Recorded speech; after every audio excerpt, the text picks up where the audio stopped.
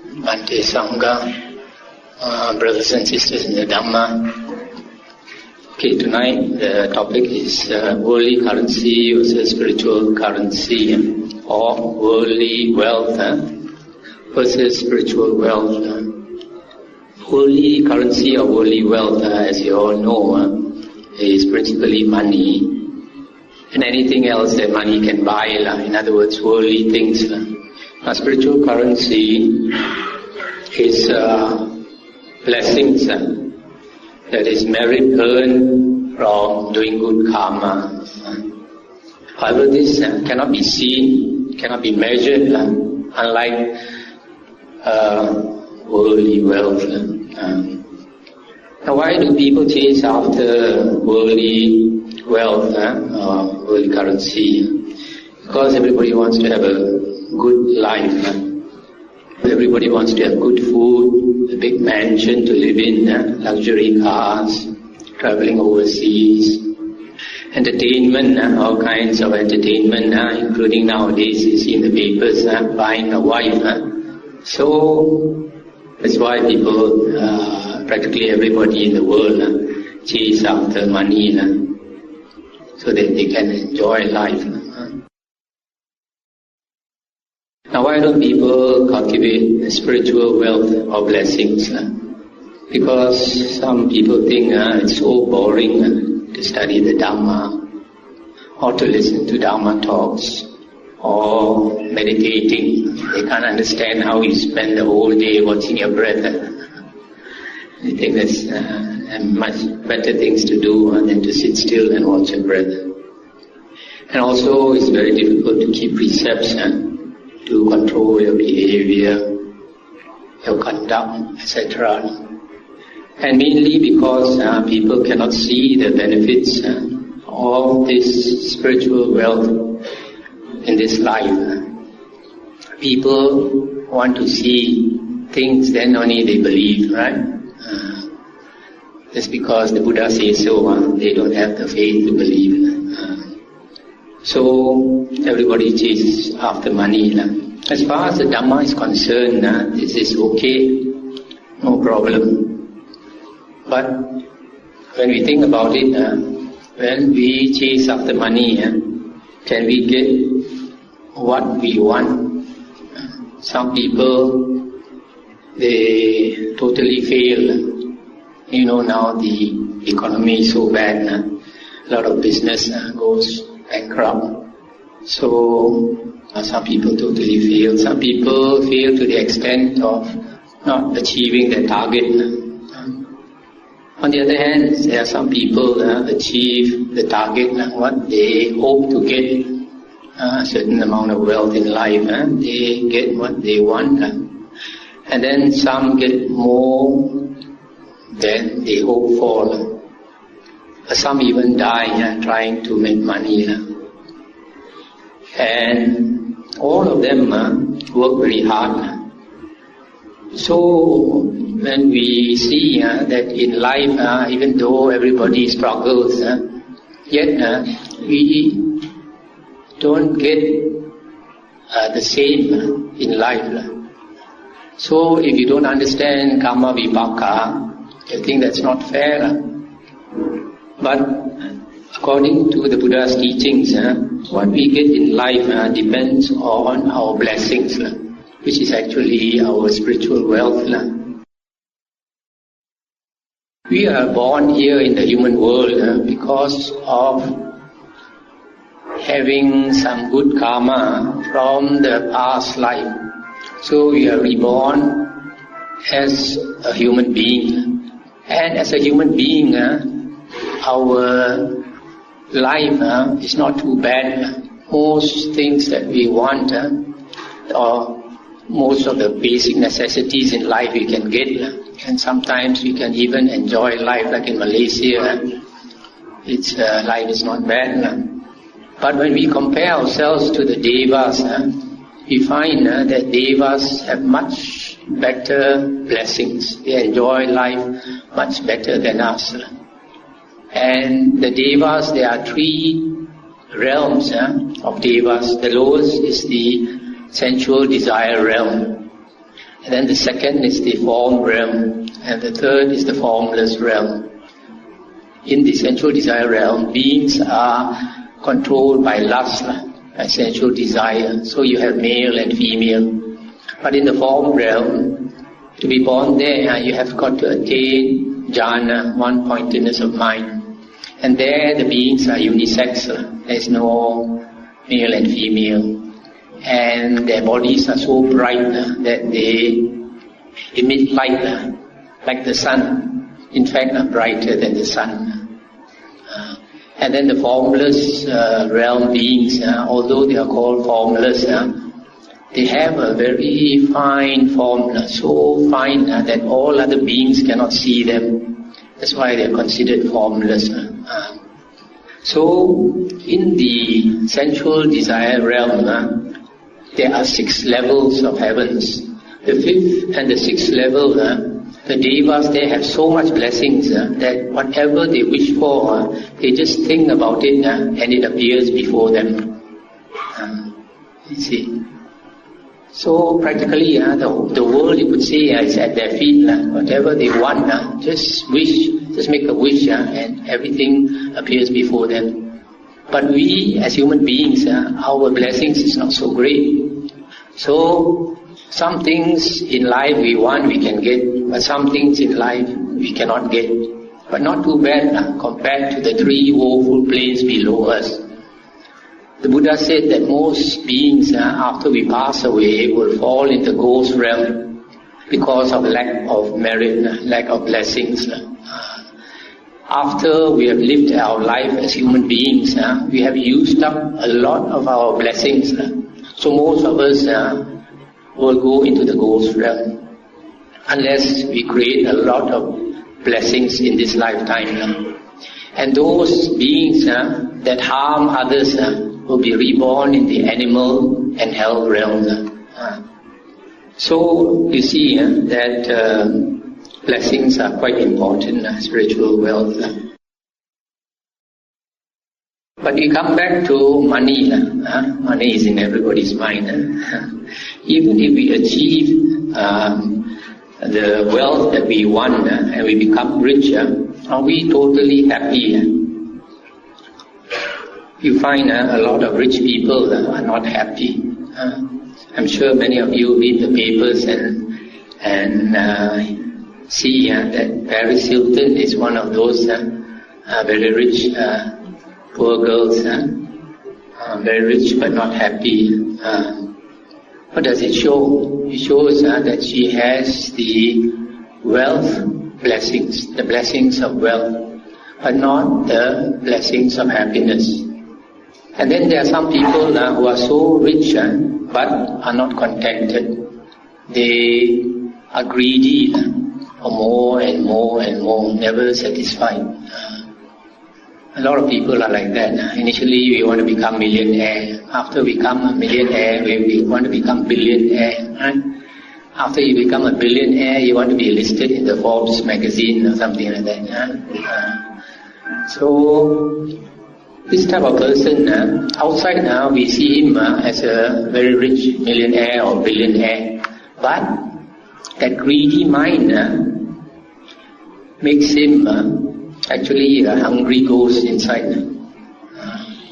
So he has the mind of a hungry ghost, although he looks very wealthy on the outside. And that's very dangerous, because if you have the mind of a hungry ghost, you're going to be reborn as a hungry ghost. And then there are some people who are very rich, but then suddenly they pass away.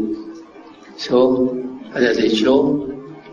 It shows they have the blessings of wealth, but not the blessings of life, long life. So that is another shortcoming. So you see, this wealth alone is not enough. And then there are some people who are very rich, but they are dogged by poor health, always sick. Throughout their life, they are always sick. So they don't have the blessings of good health. And then there are some people They strive hard to make money, and then they become rich, maybe a millionaire. And they become a millionaire for many years, but after a good many years, suddenly they become bankrupt. We also have such people. This shows that their blessings is not sufficient to last so long. After some time, the blessings is used up, so they become bankrupt or something like that. And then if you have wealth also, when you die, are you going to get a good rebirth? Probably not. Many years ago, we had the richest man in the world was called Howard Hughes, right?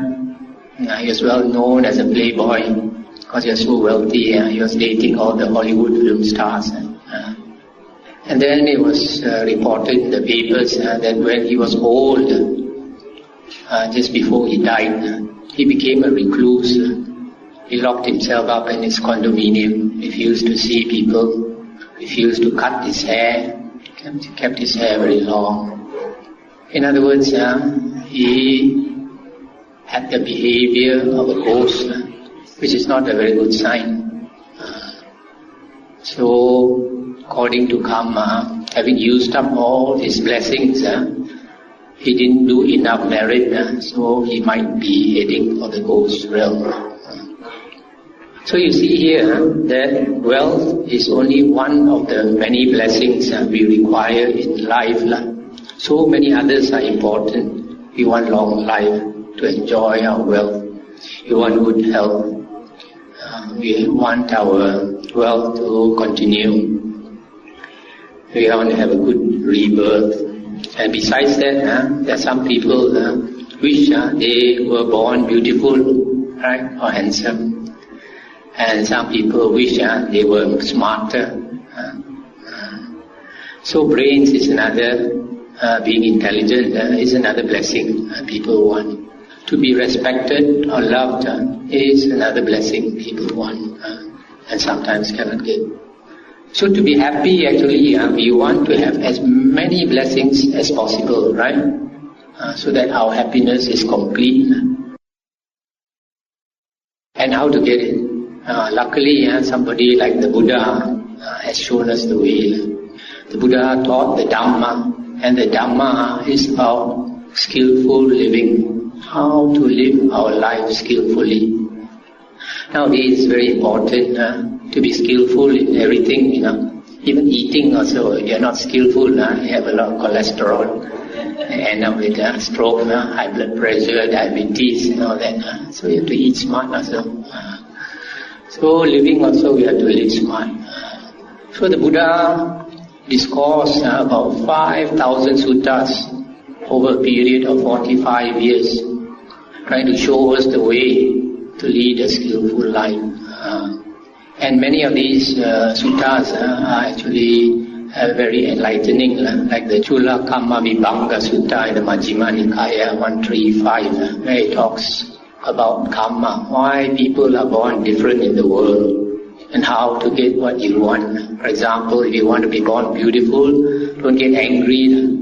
Every time you get angry, your face becomes very fierce.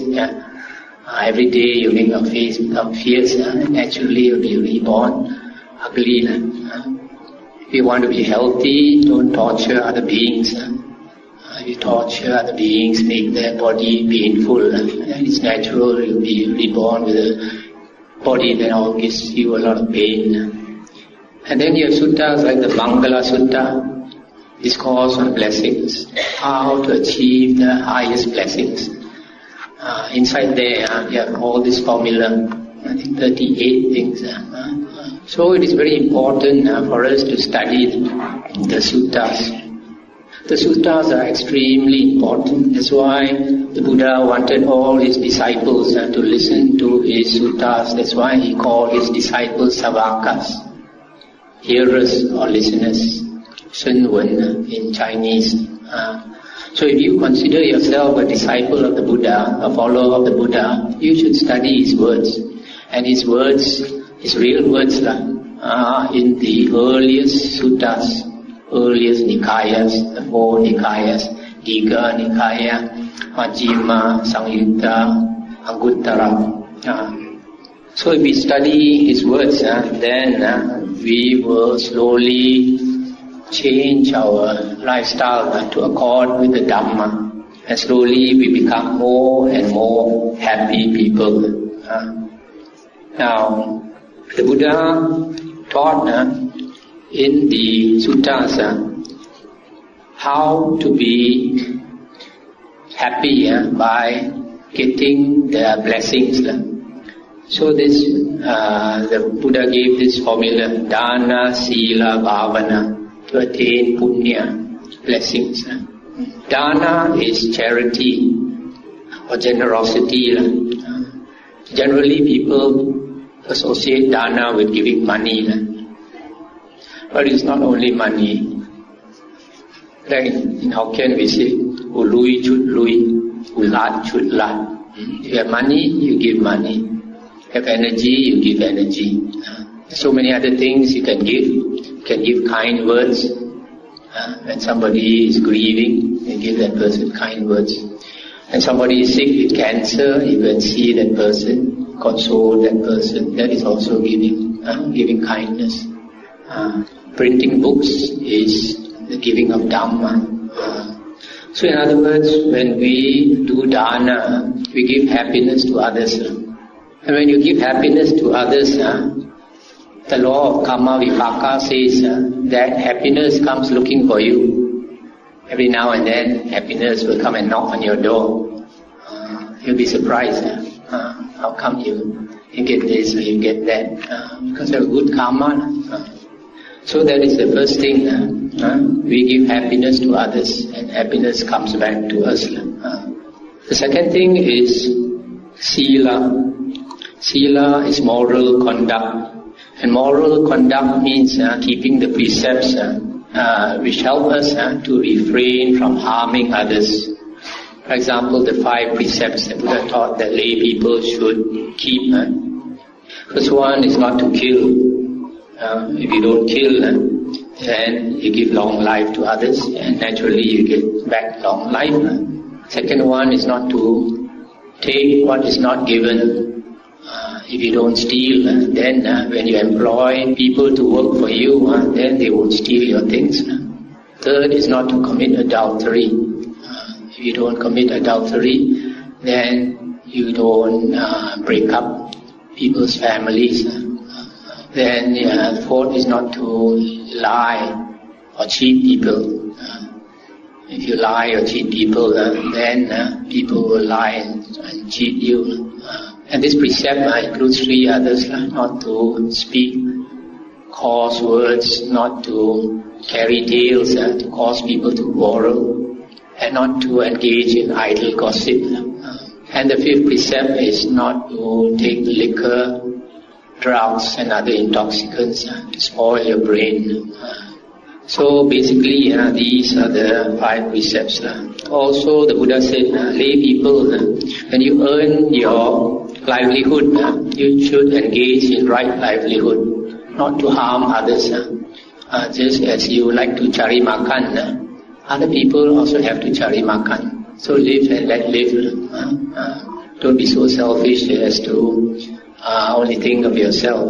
Be considerate to others. So these precepts, when we keep sila, we keep the precepts, so we don't give suffering to others, we don't kill, we don't steal, etc. And if you don't give suffering to others, suffering does not come knocking on your door, right? And then the third thing is bhavana. Bhavana is development of the mind. And development of the mind consists of 2 things, 2 parts. One is to study the Dhamma. When we study the Dhamma, we get wisdom. A lot of things that we should know, we don't know. Then when we study the Buddha's words, then we say, so logical, why didn't I think of it before? So you see, common sense is not so common. Nowadays ringgit more common. So, this is studying the Dhamma. Then another part of bhavana is meditation. Meditation is to train the mind to focus. Our mind is not focused. Most of us, we are chasing after a lot of things in this world, so our mind gets to be very scattered. So when we meditate, we train the mind to become one-pointed. And this is very important. A lot of people don't understand why this samatha meditation is important. There is in one sutta an incident where one very rich layman was so rich that every day he'd be entertained by slaves who would sing and dance for him. And he would drink himself until he gets drunk. And every day he would drink and enjoy the slaves singing and dancing for him. So one day when he was drunk, the Buddha walked in front of his house. So when he saw the Buddha, he was surprised. And then he fixed his eye on the Buddha and he concentrated, because in his previous life he probably was an ascetic, a monk or something. So the sight of a samana, a monk, roused his interest. So when he focused his eyes on the Buddha, he looked at the Buddha, then he was able to shake off his drunkenness. Can we do that? Unless you have trained your mind to be one-pointed, when you're drunk, you cannot shake off your drunkenness. When you're sleepy, you cannot shake off your sleepiness. But if a person like that can train his mind to be one-pointed, then when he listens to the Dhamma, his mind becomes one-pointed. And then he understands the Dhamma. And that was the way many of the Buddha's earliest disciples became arahants, just by listening to his Dhamma talk. That's why this meditation, samatha meditation, is so important. So when we practice bhavana, we study the Dhamma, and the Dhamma shows us the way to lead our life, path to walk, the Noble Eightfold Path, etc. And then we meditate so that our mind becomes clearer and we can understand the Dhamma better. And this gives us more blessings. In fact, these blessings of bhavana is so great that it can bring us out of samsara. It can make you become an Arya. If you listen to the Dhamma enough, and your mind is clear enough, you understand the Four Noble Truths, then you have right view. And once you have right view, you are already an Arya. You have attained the first path, stream entry. So you can see that once you have attained stream entry, it means you are an Arya. And once you are an Arya, it means that three woeful planes are totally shut off for you. You will never be reborn as a ghost. You will be never reborn as an animal. You will be never reborn in the hell realm. So it is so important, you see, to attain stream entry. Once you attain stream entry, you have attained the most precious thing in the world that money cannot buy. So this is the formula for lay people to attain this happiness, the blessings that will give you happiness. But for monks, it is a little bit more. In the suttas, the Buddha listed out charana, conduct for monks, or practice for monks. And one of the things is contentment. A monk, when a monk renounces, he renounces worldly things, all his property, all his wealth, he gives up, because he's looking for a higher happiness than worldly happiness. So after that, a monk practices the precepts. And the monk's precepts, we have 227 precepts. So many precepts. They are not easy to keep. So the Buddha realized that it is impossible and almost impossible to keep all the precepts. That when the Buddha was about to pass away, he did say that the minor precepts could be abolished if the Sangha felt it necessary. Now there is an Indian belief, and I also believe, that every precept you keep, there is this Deva that protects you. How can say who wants sin? So The more precepts you keep, the more devas protect you. That's why you see those virtuous monks, those meditation monks, they go deep into the forest alone. And when they go alone into the deep forest or in dark caves, you have strange beings, powerful beings, fierce devas, fierce ghosts. But these beings, they are psychic. So if a monk is virtuous, straight away they know it's a virtuous monk. And instead of harming that monk, they will protect the monk. So it is very good. The more precepts we keep, the more protected we become.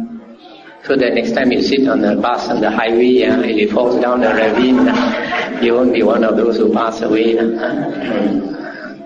And then a monk also gives happiness to others by his conduct. A monk is supposed to be a gentle, harmless being.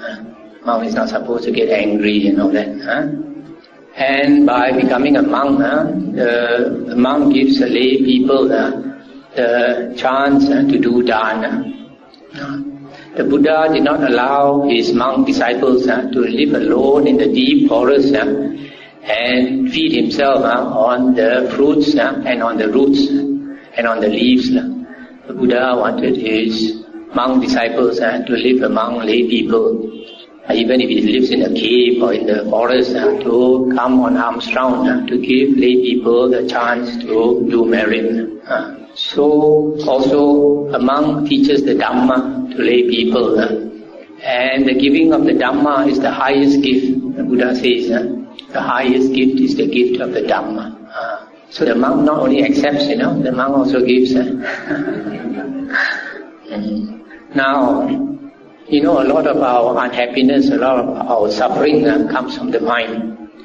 And it comes from the 5 hindrances. There are 5 hindrances that give us a lot of suffering. Sensual desire, ill will or anger, sloth and torpor, restlessness and worry and doubt. You see sometimes in the newspaper an old man rapes the granddaughter or a daughter. Why? Because of sensual desire. So that gives him so much suffering in Tabletani. So these 5 hindrances, if we meditate, we practice samatha meditation, we can even eliminate these 5 hindrances. The Buddha said in the suttas that if a person has attained jhana, he becomes passionless. He has eliminated the 5 hindrances. Although the roots are not dug out, but they do not obstruct him anymore. They do not become a problem anymore. And if we can attain one-pointedness of mind, the mind becomes a source of great happiness, great bliss. The Buddha said in the suttas that an undisciplined mind is a source of great suffering. A disciplined mind is a source of great happiness or bliss. An uncontrolled mind is a source of great suffering. A controlled mind is a source of great happiness. So you find the devas, the higher heavens you go, the higher the happiness. And the higher devas, who are those? The higher devas are those with jhana, those who have attained jhana, where they can abide in bliss for world cycles. So long, like in the second jhana plane, the Buddha said, those devas there, every day they exclaim sukha, sukha, sukha, blissed out like on ecstasy pill. But not for 1 hour or 2 hours, for world cycles, imagine, millions and millions and millions of years, blissed out. And in the third jhana plane, the Buddha said, they are so happy, cannot utter a word, blissed out totally. So that's how we get the higher happiness by training our mind. And the highest happiness we can get is Nibbana. Buddha said, Nibbanang paramang sukham. Nibbana is the highest bliss. And so, if we want to attain Nibbana, we become monks and nuns to aim for the highest happiness. So that is the formula for monks and nuns: contentment, keeping precepts, giving happiness to others, meditating to eliminate the 5 hindrances, and practicing the Noble Eightfold Path for the highest happiness. So in conclusion, I like to say that in the Buddha's teachings, the Buddha did not say that money is wrong. The Buddha said, for lay people, enjoy life, make as much money as you can, own as much property as you can, but use it wisely. Make yourselves happy, make your family happy, make your relatives and friends happy. But the Buddha also said, don't eat stale food. What is stale food? Stale food is food left over from yesterday or the day before yesterday. And that refers to the riches you have now. The riches you have now is a result of the good karma you created in the past life, or 2 past lives, or 3 past lives ago. So that is stale food. So the Buddha says you have to get new food by creating the merit now, create more blessings now, so that to ensure that you get good food again in the next life or even this life. So remember, don't just rest on your blessings from the past life. You have to create more blessings from dana, sila, bhavana. The other thing you have to remember is wealth is only one ingredient of the happiness cake. There's a lot of ingredients in the happiness cake, like you want to have long life, you want to have a good, strong, healthy body, like David Beckham. You want to be intelligent, you want to be beautiful or handsome, etc. So not only wealth is important, all the other things are important. That's why the Buddha said you have to practice this dana, sila and bhavana. The other thing we have to remember is that worldly currency is like banana notes. You know what is banana notes? Only old people like me will know. When the Japanese left after the Second World War, they left a lot of Japanese money, When they came to Malaysia, I think 1942, and they left in 1945, they thought they were going to stay here forever. So they started to print a lot of Japanese money, They don't call it ringgit. So when they surrendered in 1945 and the British came back, all that money was worthless. So when I was a small boy, we had plenty of Japanese notes to play with. And those were called banana notes because the banana tree was on that money. Now, banana notes are no more of any use. So all the wealth that we have now, when we pass away, becomes banana notes. We cannot bring it along to the next world. A lot of people don't know. When their relative passes away, they go and burn paper money. What for? Even you burn the real ringgit note also, it becomes banana note the other side.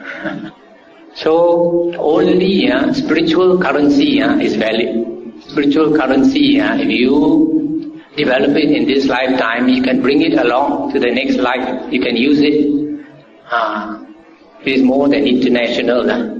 It is inter-life. Life after life you can use it.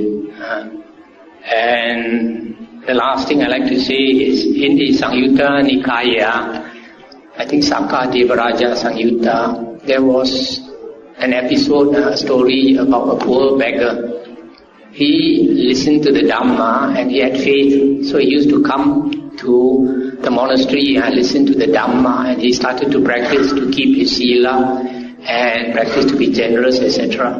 And then when he died, he was reborn in the heaven of the 33 with Sakka Devaraja. And he became so handsome and bright, his body, his light outshone a lot of devas. So they're very surprised who is this person looking so great here? So when they started to investigate, they found that he was a poor beggar. So they were very annoyed. This fellow only a poor beggar, now he's outshining all of us. Don't look down on a poor beggar. Outside only he's poor, but inside he's not poor. So same with the monk. A monk is called a bhikkhu. Bhikkhu comes from the word bhik. Actually, became the English beggar. So the bhikkhu means a beggar. And this word Buddha purposely used for his monks. The Buddha called his monks bhikkhu, beggar. But lay people cannot call a monk bhikkhu. It's impolite to call the monk beggar. Right? So you should always call the monk Bhante. But the Buddha called his monks beggars. So just because the bhikkhu begs for his food, don't look down on him. Outside, he doesn't have a cent to his name, doesn't have a ringgit to his name, but very wealthy inside. So I'll end here.